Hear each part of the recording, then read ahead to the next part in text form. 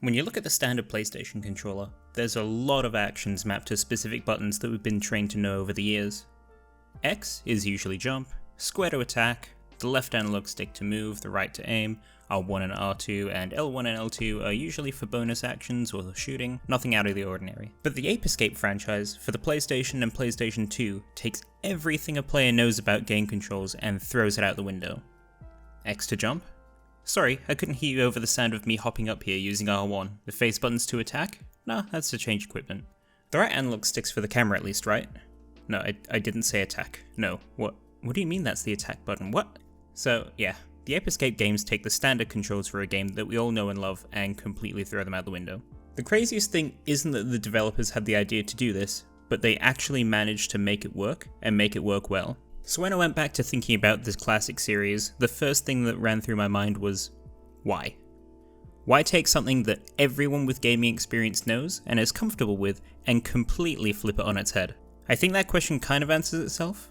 Every now and then I go back to my old PS2 games and Ape Escape 3 always stands out. Along with the theme, the biggest reason for it standing out to me is in the controls. They're unique, memorable, and work no doubt thanks to a lot of planning and skilled execution.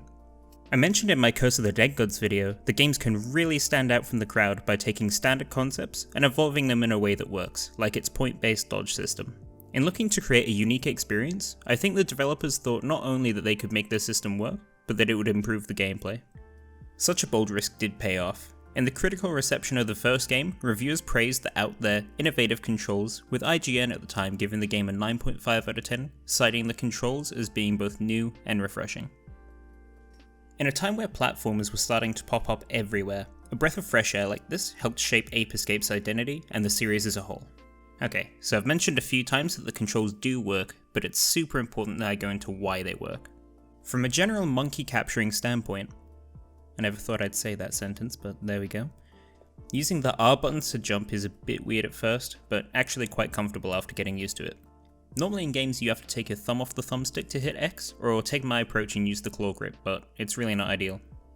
Being able to switch equipment using the face buttons as well lets you quickly switch things out smoothly without issue. Again, this is a neat change, but this and jumping alone wouldn't justify the control switch up for me. What really makes everything in these controls work is the amazing use of the thumbstick.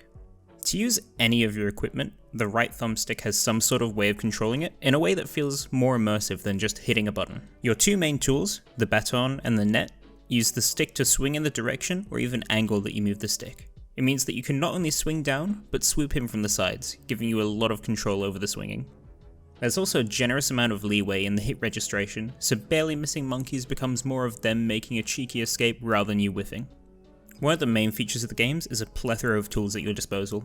Again, thanks to the controls, just using these tools becomes almost a minigame as each one has a different way of using them.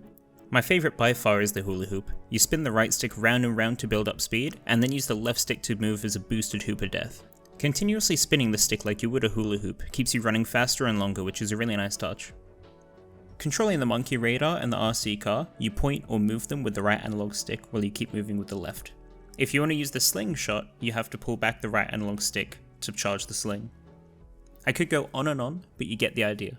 There's a lot of thought that's been put into everything you do to justify the wacky controls, and the net result is everything is just that little bit more fun. That's certainly not to say every developer should start mixing up controls like this. In fact, it'd be pretty damn disastrous. It's good to be able to pick up a new game and not have to relearn the basics every single time. It might even lead to other aspects of the game being hindered as a result of trying to make it work, or just development itself becoming overcomplicated because of trying to be just too fancy with wacky control systems. Overall, control schemes like Ape Escapes should be a rare and unique treat. It's one of the ways that the franchise is still a joy to revisit so many years later. And while not every developer should take the same approach as Ape Escape did, finding new ways to spice up core aspects of a game are what help it go above and beyond. Thanks everyone for watching, please like and subscribe if you enjoyed the video, it really does help me a lot, and I'll catch you next time.